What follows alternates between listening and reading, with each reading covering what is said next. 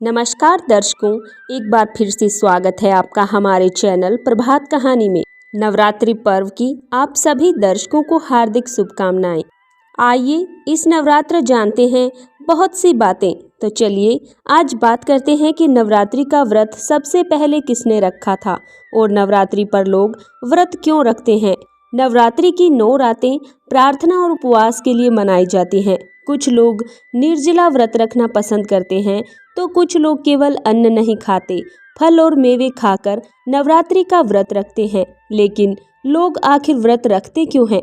वैसे ऐसा माना जाता है कि नवरात्रि के दौरान उपवास करने से लोगों को अपने पाप धोने का मौका मिलता है, दुर्गा माता की ऊर्जा प्राप्त होती है। अब चलिए इस बात की ओर ध्यान देते हैं कि नवरात्रि पर व्रत रखने की रस्म आखिर किसने शुरू की थी। अगर आप यह नहीं जानते हैं तो मैं बताती हूँ। इसका जवाब है भगवान राम।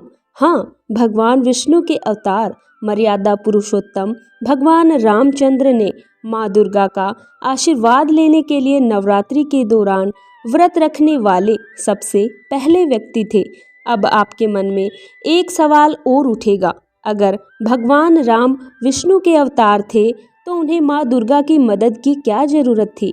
इसका जवाब देने के लिए यह याद रखना कि रावण एक दुष्ट राजा था, लेकिन वो भगवान शिव का बहुत ही बड़ा भक्त था और अपने जीवन में बहुत ही सफल था। अपनी कठिन प्रार्थनाओं, यज्ञों और तपस्याओं के जरिए रावण को कई वरदान और आशीर्वाद मिले हुए थे, जिससे वह अजय हो गया था। क्योंकि भगवान राम एक राजा और इंसान के रूप में धरती पर आए थे, इसलिए रावण को हराना उनके लिए कठिन काम था और इसीलिए भगवान राम ने माँ दुर्गा को प्रसन्न करने और उनका आशीर्वाद, उनकी शक्ति प्राप्त करने के लिए नवरात्रि के दौरान उपवास किया था, ताकि वह लंकेश रावण को हरा सके और माता सीता को भी बचा सके।